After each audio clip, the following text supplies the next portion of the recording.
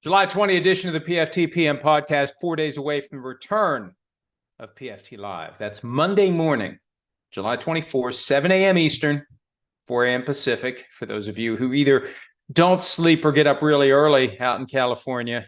On Peacock, Sirius XM 85, Sky Sports action, which it continues to be until football season starts, then in England, the UK, Ireland.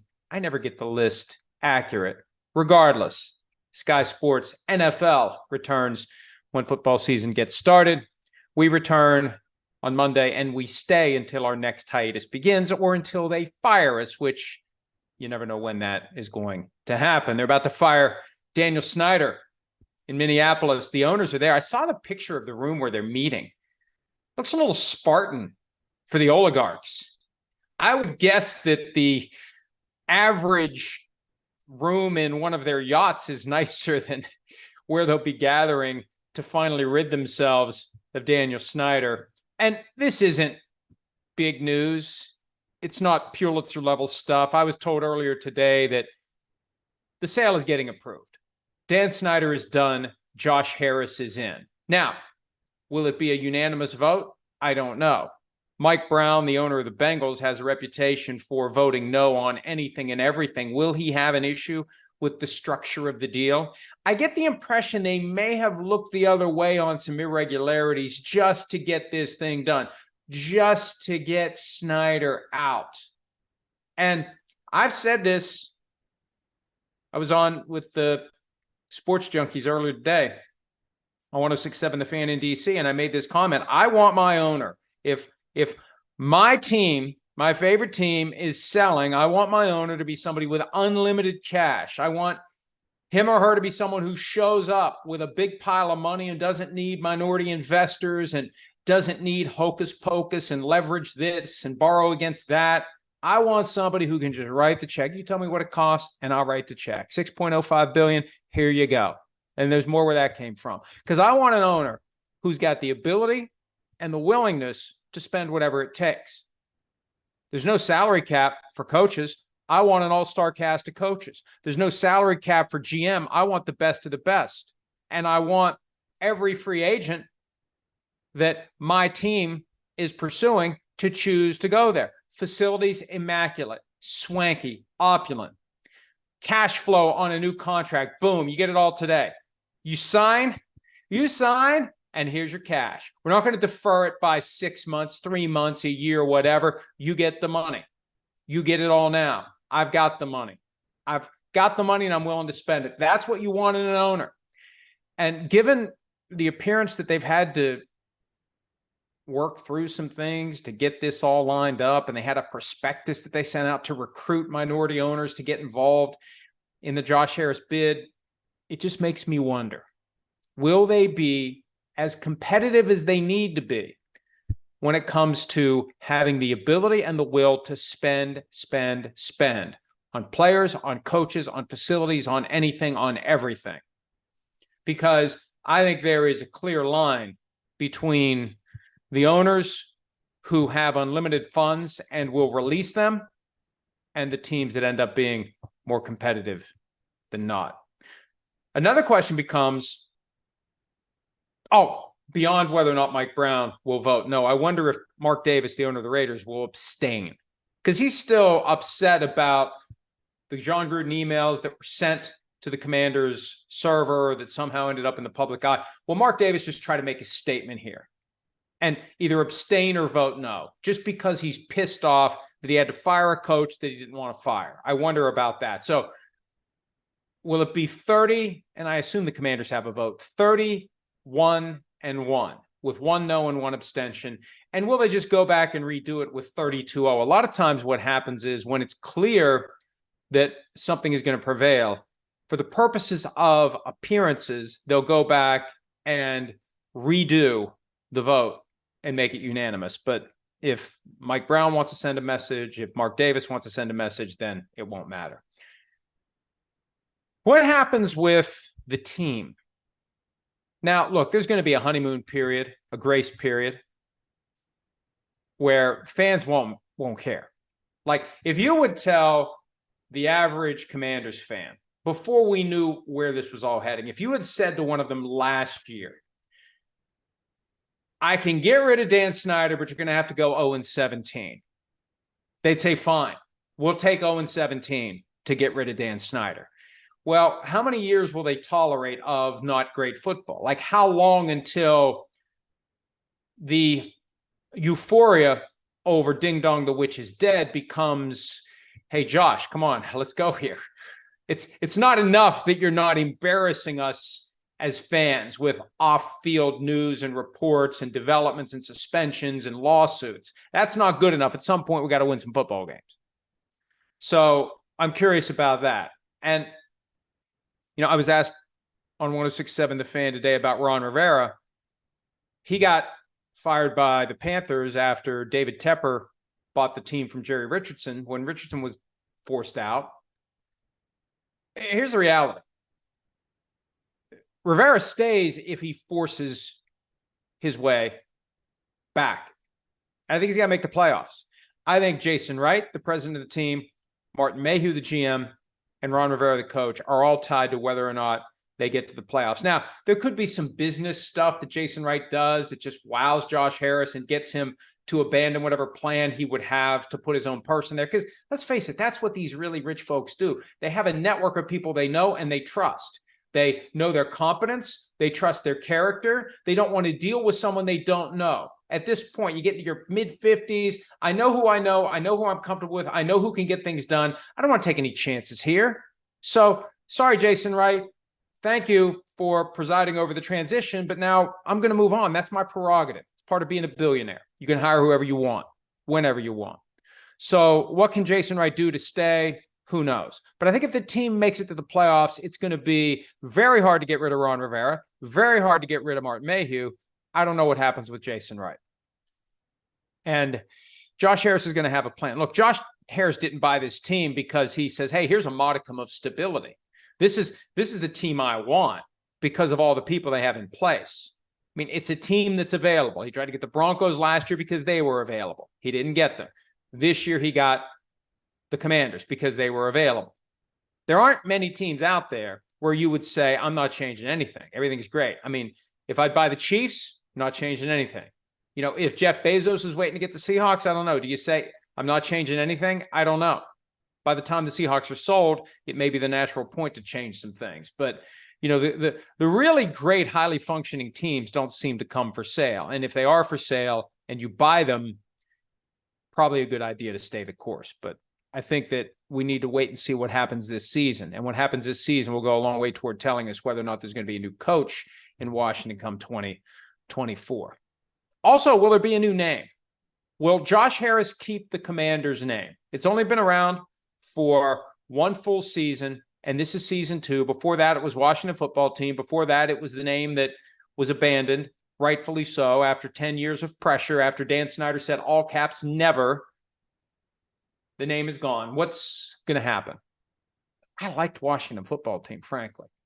But will Josh Harris feel compelled to chart a new course and sever all ties with whatever the team was? Now, we know it's not an easy process. It's not something we're going to change the name. It would be maybe 2024 at the very earliest or 2025 before it happens. What's he going to want to do? And I think a lot of it depends upon what the team does this year. The team can perform its way into the name staying. But when you consider that the name just changed not that long ago, not once, but twice, it's another way that Josh Harris can put his imprint on the franchise and say, this is my team. And now's the time to do it because you can call him anything as Dan Snyder is leaving, and the fans will embrace it because they're focused on the fact that Dan Snyder is leaving. I personally wish Nike would leave the NFL. I knew this was going to happen when Nike took over for Reebok. I've called it the Nikefication of the NFL, and it continues. Now, look, the one helmet rule that the league got rid of last year, and the league had this idea that never made much sense, that having one helmet and one helmet only all year long somehow has a correlation to concussions. Why? It's the same helmet. If these helmets are so safe, you should be able to wear any one of the same model and it should be fine. If anything, a new helmet should be even better because it hasn't been used. And if the guy has picked out the helmet that he's comfortable with, you replace one with the other. It's the same helmet. It's the same thing. They don't change. But now that they've opened that door, I think it was the Eagles that proposed a third helmet because they'd like to wear their Kelly green helmets, their throwbacks, and then they'd like to wear all black like they did this past year. So I feel like that's coming. Once you abandon the idea that you don't need to only wear one helmet and allow for a second one to be introduced, why not a third? Why not a fourth? And the next thing you know, you're Oregon, and it's a different uniform every damn week. Now, again, I understand that there is a get off my lawn component to this, but I was a lot younger when they first started doing the college uniforms that change every damn week, and I didn't like it then. I like the idea of a football team wearing one uniform. Throwback, I can get behind. My preference would be to not even have a throwback because we've never changed. Raiders, what would their throwback be? Now, they do have one where the color scheme's a little different. The logo is a little bit different. But like the Chiefs, what would they throw back to? The Steelers throw back to the block numbers, and that was a big deal in 95 or so when they went from the block numbers to the rounded numbers. It's like, it's not like the Steelers to do this. And for some of the teams like the Packers, yeah, there's a really old throwback that we don't even recognize. But, you know, the really good uniforms don't change and won't change. I just feel like Nike puts pressure, puts the ideas in the heads of the marketing people with these teams, and they feel compelled to have some alternate uniform because everybody else does. And we want to sell this stuff. We want to increase sales. It's not enough to have one helmet that someone will buy. Let's have a second helmet that someone will buy. Let's have a completely second jersey beyond the home and away jerseys for our constant regular colors. And if we can work in a third, so be it. And a fourth, so be it. And a fifth, so be it.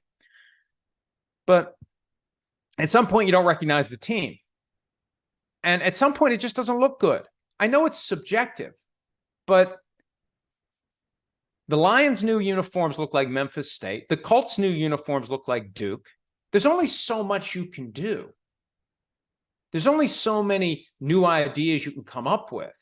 And my concern is, as they keep trying to come up with more and more and more, we're going to have teams on the field that we just don't recognize. And there's a familiarity to it. I don't care how old you are. There's a familiarity to it.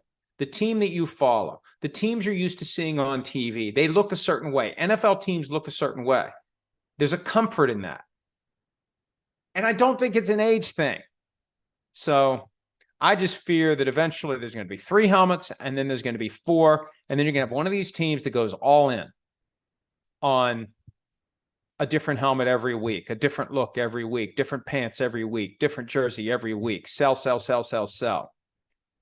And plenty of the uniforms that have been overhauled, I don't like. The Rams uniform, I hate. What was wrong with the way that it was? With the simple gold horn on the blue helmet. And I'm not going to keep going because I understand. Old man yells at cloud. Old man says, get off my lawn. But I really do think that I'd have felt this way years ago. And one of the reasons that you make that connection with the NFL when you're young is there's something about those uniforms. There's something about the sanctity of that look. And it feels unique to the NFL. I think it's one of the issues that these other football leagues have. The USFL, the XFL, the whatever the hell FL, and some of you have suggested that there be a league called the whatever the hell FL, but their uniforms just, it's not NFL. And that's the problem with some of these alternate looks. They're not NFL caliber. Just because they have the NFL logo on them does not make them NFL caliber. And I don't think at this point there's anything we can do about it, unless and until Reebok or Adidas or someone else takes the contract away from Nike and there's a push to stick with the traditional uniforms. Most of the throwbacks look better than the base uniforms. Who wouldn't want the Patriots throwbacks to be the regular uniforms, the Buccaneers creamsicle throwbacks to be the regular uniforms? But see, now they found a way to co-brand where they've got their modern look and their old look, and they sell both. And as a business person, I get it. But as a football fan, I don't like it. Here's something I didn't like from yesterday. And I decided when I saw the quotes, and MDS wrote the story at PFT, I decided that I would wait until today when I had a chance to talk about it, and then I'll write about it later, and I'll put the clip at PFT with the story. J.C. Tretter, the union president, appearing on Ross Tucker's podcast, was asked about the situation with running backs not getting paid. Now, Tretter's in a tough spot because he represents all players. And there is an element of robbing Peter to pay Paul when you get in a salary capped environment. The more that one person makes is the less that another person will make. And so if you're arguing in support of running backs to try to get more money, well, you're taking money away from guys who play these other positions because there's only so many dollars available for everyone. That's why there should be separate bargaining units, frankly. Now, that would diminish the NFLPA. It would fracture into a bunch of different unions, but maybe that's what needs to happen. And that would be far better than what Tretter recommended. Tretter said, and I agree with his first quote, and what I'm probably going to do is share with you some of the things he said and then offer my commentary before I continue. His first line, and this is from the story that MDS posted yesterday, you need to try to create as much leverage as you possibly can. Yes, absolutely. I agree with that. The problem is there's only so many ways you can do it. And that's what Tretter goes on to acknowledge. Here's his next quote. That's the tough thing with the franchise tag or being restricted in movement, is it decreases your leverage, but then you have to find creative ways to build leverage elsewhere. Okay, I'm going to pause there. The reason the franchise tag is in place is because the players agreed to it. The restrictions in movement are agreed to by the players. The rookie wage scale was agreed to by the players. The players agreed in 2011 to extend from 2 years to 3 years, the minimum time period before a draft pick could sign a second contract. You know, Adrian Peterson got his deal with the Vikings, I think 2 years after. Maybe he didn't. Maybe they rode that out. They shouldn't have. He should have been clamoring for more. But under the old regime, 2 years was enough to get paid. Now, 3 years is the minimum. And I made the argument yesterday on PFT that running back should take a page from what Ezekiel Elliott did in 2019, hold out after 3 years, insist on your contract after 3 years, but get your money after 3 years when that window opens. Okay, back to what Tretter said.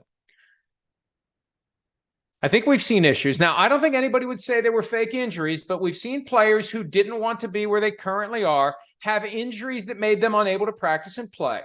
But you're not able to get fined and you're not able to get punished for not reporting. So there are issues like that. I don't think I'm allowed to ever recommend that, at least publicly. Good boy. But I think each player needs to find a way to build up leverage to try to get a fair deal. And that's really what all these guys are looking for, is to be compensated fairly. Okay, now look. He's saying the quiet part out loud. For years, before the term hold-in became something that refers to the player who shows up unhappy with his contract, negotiates with the team, but doesn't practice until the negotiations have concluded. Hold-in is now used in a way that is acceptable. We've seen it with TJ Watt, where it works out well. We've seen it in other situations like Roquan Smith last year, where you negotiate, you get to a point where you can't get a deal done, and at some point the team says, okay, it's time to practice. It's time to play. We've reached the end of the line here. And obviously the Bears later traded Smith to the Ravens, where he got the long-term contract he was trying to get. Hold-in used to mean guy who has an air quotes injury, guy who would play if he had his financial security, but he's not playing. He's not taking the risk. He's not assuming the possibility that something happens that keeps him from getting paid, or he's just generally not happy. And this is his way of making a statement. Sorry, I have a hamstring injury. My hamstring is tight. Oh, you don't feel the tightness? I do. I can't play. I know of players who, at the recommendation of their agents, have done that. Goes back to the story Chris Sims tells about Brandon Marshall in the last year of his contract with the Broncos, getting toward the end of the season, very stressed out. How do I go out and play knowing that I'm putting at risk the financial security of my family because I don't have my second contract? And hey, you know, I tried to always cut through the noise on the Lamar Jackson situation from last year. There was a question of whether or not he could or couldn't play with that PCL injury that he had. And I thought it was a simple as he could have played, and he would have if he had his financial security. And I had no problem with it. You want this guy, I'm having a microphone, I'm sorry. You had this guy in the last of his rookie deal with the Baltimore Ravens with no security beyond 2022. And he has a knee injury. And maybe he could put a brace on it and go play, as Mike Vick said. Put a brace on it and go play. But you're risking further injury. And you're risking getting to the point where the Ravens wouldn't use the franchise tag and no one else would want you. And maybe you have to sign a 1-year prove-it deal somewhere before you can get the contract you deserve. It's not worth it. Was Lamar Jackson holding in the old school sense? Maybe he was, and I have no problem with it if he was. Now, I don't advocate doing it across the board. I don't think it's something that, number one, J.C. Tretter should be talking about. And for running backs particularly, I'd say be careful what you wish for, because the fundamental problem is supply outweighs demand. They can find somebody else. They can basically throw a rock and hit another running back who can come in and do the job at almost the same level as the guy who's not playing. So if you are a running back who's trying to get paid and you decide you're not going to practice or play, they put the next man in, next man up, he does well, okay, we're fine. We're fine without you. And it actually makes it easier for the team to make the transition because the new player has built up name recognition and equity with the fans. That's one of the big problems that teams face. And this is one of the reasons I think teams gravitated away from a workhorse system to 2 and 3 running backs, like the Saints did under Sean Payton. There was a time when it was Deuce McAllister, Reggie Bush, and Pierre Thomas. And even now, Sean Payton likes to have a stable of running backs. And I think the unspoken part of that is if you have that workhorse running back who is gaining a bunch of yards, scoring a bunch of touchdowns, selling a bunch of jerseys, generating a lot of attention, you got a fan base that doesn't want that player to go. I think that's why back in 2005, after Shaun Alexander became the league MVP, and the Seahawks probably would have preferred to just say, we'll start over. They had to pay him. And what they do 1 year later? Ripped up the contract and moved on. So the system is conducive to draft, play, move on, like the Cowboys did with DeMarco Murray, and like they would have done with Ezekiel Elliott if he hadn't held out after his 3rd season. I think if Elliott hadn't held out after his 3rd season, they would have ridden out the 5 years of the rookie deal with the 5th-year option for a first-round pick, tagged him once, and then said, see you later. And instead, he got 7 years and about $70 million. He would have gotten 6 years and less than $70 million, obviously, and the Cowboys would have moved on last year. So my point is this, if there is a point here somewhere, and I think there is, you better be careful when you decide to activate the hold-in if you are a running back and you're trying to create leverage, because it may not create the leverage you're looking for. Now, what it could do, if you're Saquon Barkley, and he's making noise about sitting out the whole season. If you're going to sit out the whole season, get your $10.1 million, be part of the Giants, and just be injured. I got a hamstring injury. I twisted my ankle. I got some other soft tissue injury. I got a calf problem. That's kind of what Tretter is advocating. And see, the problem is because of the stupid rule that prevents long-term deals after the middle of July, it's not like the Giants can say, okay, fine. Can we stop the charade here? We'll give you your long-term contract. They can't give him anything at that point. All they could do is say, all right, we'll promise not to tag you next year. Will you now show up and play and practice? But again, there's an element of it that is understandable because the player has no security beyond this year, typically when you have the old school hold-in. There is a point, though, where it crosses the line. And that's why Tretter's comments concerned me. Because I can get behind it in certain specific circumstances. I don't like it as a blanket approach. The blue flu. Some way to get your money, not get fined, but withhold services and force the team to eventually suspend you for conduct detrimental to the team. That's what would happen. And then you have a big mess. You have a big distraction. You have a TO situation from 2005. Remember that? When he wanted to be traded so badly, he just decided to be as disruptive as he possibly could in the hopes that the Eagles would throw their hands in the air and trade him. They ended up dealing with it for a full year and then cut him after the season, after they suspended him 4 games for conduct detrimental to the team without pay, and then sent him home with pay. It's one of the things that you can't do anymore. It was baked into the 2006 CBA because of what the Eagles did with Terrell Owens, where they basically said, we'll pay you to get the hell out of here. So, look, tread lightly, running backs, if you're thinking about faking an injury, because you're going to give the team a chance to show the fans that the team will be fine without you. You better have a good reason for it. You better use it strategically. Don't just use it as a way to create leverage, especially when there's no leverage to be created. For these franchise tagged running backs, there's nothing they're going to get in exchange for whatever leverage they exert. What are you getting? You can't get a long-term deal. So I was just surprised. I was surprised that Treader was that candid, and I was surprised that he would create this impression that it was a smart thing to do whenever you're just trying to create leverage. It's not. And it's the quiet thing that he never should have said out loud. I think it's unbecoming to his position for him to say what he said.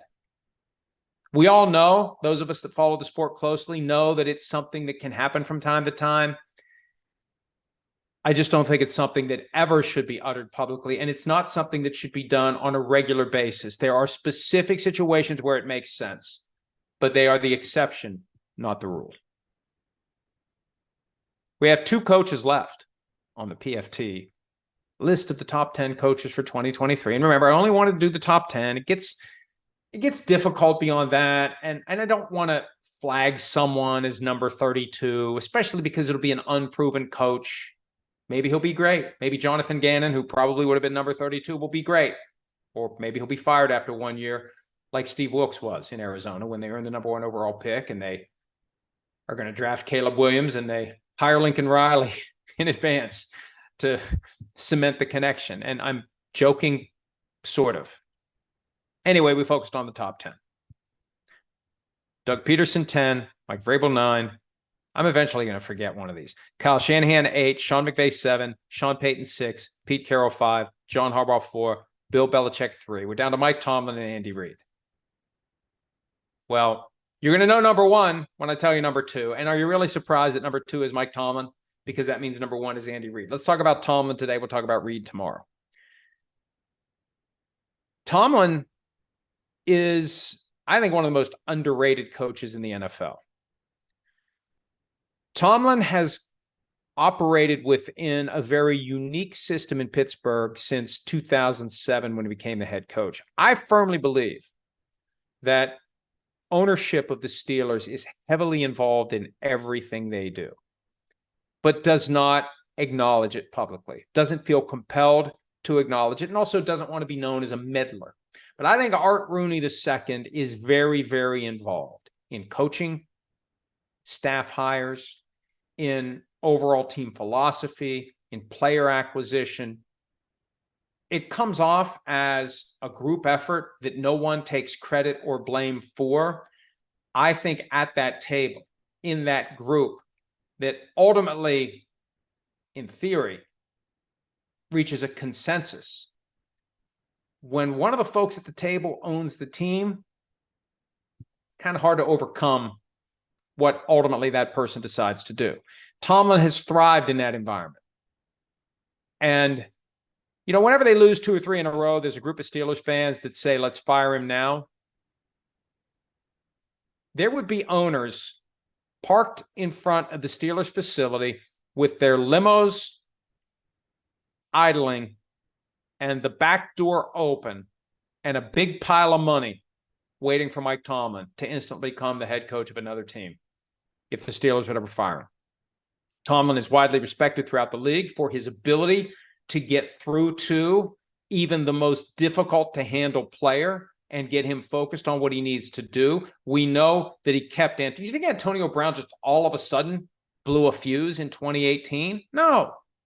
Antonio Brown had been a problem with that team for years, but Mike Tomlin found a way to make it all work. Then when it got to the point where the performance started to dip, all right, we're not going to tolerate this anymore. You'll tolerate that stuff from a guy who's a star. They anticipated that the decline was coming, so they moved on. And he was still a pretty good player, but not so good that they were willing to put up with him. Tomlin was able to keep it under control, to keep the rest of the locker room from becoming resentful, and to work everyone toward the focus of being the best possible team they could be. And he knows, instinctively, I believe, how to communicate, how to send those messages, how to press the buttons, and how to get the most out of a player. And it is kind of an unquantifiable skill. It's the old school football coach. It's the guy that you always want to win the approval of. You're going to do what the coach wants you to do because the last thing you want to do is disappoint him. And it's that, and this is one of the aspects of football, and this is where I say the analytics reaches a water's edge. When you have a quarterback who is capable of inspiring others to step up, there's value in that. When you have a coach who can take that collection of parts and make the whole greater than the sum, that's what Tomlin does. And Tomlin consistently does it. He's never had a losing season, ever, as coach of the Steelers. And he's had some teams that you look at it and say, this year I look at it and I say, hey, I don't know what the Browns are going to be. If Deshaun Watson becomes Deshaun Watson of 2020, the Steelers could be, on paper, the worst team in the division. They haven't been last place in their division since 1988, 34 years. That's the current record in the NFL. But I just feel like Mike Tomlin's going to find a way to keep them out of last place. Last year, it looked like he was finally going to have his worst season, his first losing season as head coach of the Steelers, and they pulled it together down the stretch. And look, I know that if they had played the Chiefs, they probably wouldn't have been able to outscore them. They probably wouldn't have been able to keep up with them. But the way they were playing down the stretch, I wouldn't have wanted to face them if I was any of the other teams in the playoff field. We saw what they did in 2005. Now, this was pre-Tomlin. They were left for dead. They found a way to pull it together. They got to the Super Bowl and won it. A couple of years later, they weren't one of the shortlist favorites in Tomlin's second season when they won the Super Bowl, and then they got back there a couple of years later. It's been a long time since they've been there, and there's some folks getting a little bit antsy about that. But I just don't think historically the Steelers have been one of the most talented teams in football. There's something about Tomlin that gets them to play better than what we expect them to be, and they consistently do that. And again, I think if he ever got fired, he'd go wherever he wants to go, and he'd be as good somewhere else as he's been with the Steelers. And every time it happens, I laugh about it. And I hear about it. I have friends that fall into that category of when are they going to get rid of Tomlin. As I said earlier, be careful what you wish for. Because you may have Tomlin as coach of the Browns. Wouldn't that be something? Or the Ravens. Wouldn't that be something if you end up running Mike Tomlin out of Pittsburgh? And now look, as long as he keeps doing what he's doing, he should stay put. I hope the Steelers never get to the point where they keep a coach simply because it's their thing that they've had only 3 coaches since 1969. I don't feel like that's the case because they make good hires at head coach. They made a great hire with Chuck Noll, and they rode that out for 20 plus years. They made a great hire with Bill Cowher. They made a great hire with Mike Tomlin. And whenever Tomlin leaves, I suspect they'll make another great hire. But I don't think they would ever just keep a coach simply because they want to be able to say we've had X number of coaches since 1969. But Tomlin should stay as long as he wants to. And Steelers fans who want to grumble about him, there's no guarantee that the next guy is going to be any better, and the guy that you currently have is pretty damn good. All right, let's see what questions we have. I also asked for any thoughts that folks might have on the question from yesterday about the strangest thing you've ever seen in someone else's house. I've failed to come up with anything good. I'm sure there's something really strange I've seen somewhere that I just can't remember, so maybe it wasn't that strange. I saw 1 or 2 sprinkled in today, so I'll mention those as I see them. Here we go. PFT PM Posse. Is there a benefit for teams to draft early or reach for the consensus best players at undervalued positions like running back versus taking a chance on 1 out of 10 defensive ends in the first round and hoping you draft the right one of the few first rounders left when it's time to draft? I think if I understand this, basically, if there's a guy who is consensus can't miss, will be one of the best at his position, at a position where the parts are interchangeable, when do you draft that guy? Do you draft him round 1? That was the Bijan Robinson debate. Does he go top 10 simply because he's one of the top 3 overall talents in the draft class? And the Falcons were willing to do it. And I have a feeling some fans of other teams that drafted higher than the Falcons are going to wish that their team had drafted Bijan Robinson. So, yeah, I think there is. And, we used to hear a lot the debate of need versus best available. And I think the reality is when it's time to draft, the assessment of best available is shaped by need. Because what if you're one of these teams and you made a trade and you're in the top 5 because you made a trade with a bad team and you're picking 3rd overall and you've got a franchise quarterback and the best available player is a franchise quarterback? You're not going to draft that guy. You're not. Your needs and your best available come together and they influence what you ultimately do when it's time to make that pick. But that idea of surplus value is very real. And if you're ever going to overspend your capital, it's probably better to do it in the draft than it is to do it when you're paying that person the second contract, because you're going to get a running back if you go top 10, at a rate that is dictated by the rookie wage scale, not at some inflated rate dictated by the upper end of the market where Christian McCaffrey is the current outlier at $16 million a year. Jeremy Dodd, can the NFLPA fight for a luxury tax system in the next CBA negotiations, and can the NFL work without a hard salary cap? Well, yes, they can. I don't think the NFL wants to find out. The NFL loves parity. The NFL loves the fact that in any given year, any given team can indeed be relevant, can indeed make the playoffs. No matter how bad you were last year, that keeps 32 fan bases fully engaged all season long. There aren't many fan bases that I think should look at this season and say, well, maybe you'll get him next year. The Cardinals, sorry, it's true.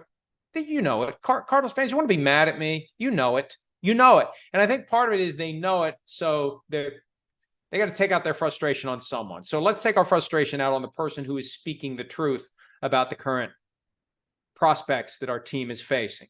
Cardinals in the NFC, and the Cardinals are the only team in the NFC that I would say has no chance. I mean, look, the NFC South has 4 bad teams. Well, any of them can win the division. The NFC North has some teams in transition. Any of them can win the division, including the Bears. And with 3 wildcard spots with all those teams that aren't nearly as good as the AFC teams, I mean, just look around. There's one team that I think can say entering the season has no chance, and it's the Cardinals. But in the NFC where it's all watered down, who knows? Maybe they get lucky. Maybe they get hot. Maybe teams overlook them and they steal a few wins. And the next thing you know, they're on the fringes of playoff contention. In the AFC, I think the Texans are the one team that I would say it ain't happening. Maybe the Raiders, maybe, especially with the whole Jimmy Garoppolo thing and who's going to be the quarterback and whatnot. Maybe. AFC East. I don't know if you can hear Macy. Somebody rang the doorbell and she's losing her mind. AFC East, everyone's alive to win it. AFC North, everyone's alive. AFC South, everyone but the Texans is in play. Because, look, I'm not going to put the Colts in that mix because Anthony Richardson could end up being a superstar right out of the gates. I think the Broncos could be better, could be good enough to be on the fringe of the contention. So I think there's 3 teams this year. Anyway, that's what the NFL likes. I'm not answering the question, but that's what the NFL likes. So can the NFLPA try to get it? Yes. Would the NFL ever agree to it? No. Hunter Wallace, if I'm Saquon, I take a year off, live off the endorsements, and get healthy. If the Giants want to approach me about a 1-year deal, it needs to be fully guaranteed, be north of $18 million a year, and an in-writing promise to not tag me next year. He should ask for nothing less. That's fine, but what happened with Le'Veon Bell? What happens if you take off a full year of football? What happens? And the Giants could tag him again next year. So I don't know that taking the year off is the answer. The problem is there's no clear answer at this point. Here's a point. Hunter Wallace, the weirdest thing I saw was the absence of any dishes beside a few basic cutlery items and some cheap pots that still had the tags on them. My friend's parents were the type to eat out at nearly every meal because they could afford it and legitimately didn't have the time to. That's in response to the question about the strangest thing you've ever seen in someone's house. That's really not all that strange. Pete Demolitis has texted something strange he saw. Let me see what Pete says. Pete says, the oddest, coolest thing I have ever seen in a house. I was once on a boat in Lake Washington in Seattle, and some rich guy's house had a lake-facing atrium with an actual dinosaur skeleton in it. That's not strange. That's just money. There's nothing strange about money. That is the ultimate display of wealth. And that's probably the point at which I should call this, because I am starting to be concerned about what's going on out there. So I'll report back tomorrow on whatever was happening outside my door. We got about 45 minutes in. That's good enough. We'll do this again tomorrow with the number one coach. We already know it's Andy Reid. We'll discuss anything else that is happening in the NFL. Check us out around the clock at profootballtalk.com. And thanks as always for some of your time. Hi, it's Mike Florio. Thanks for watching PFT on YouTube. Hit subscribe for the latest news and analysis from Pro Football Talk.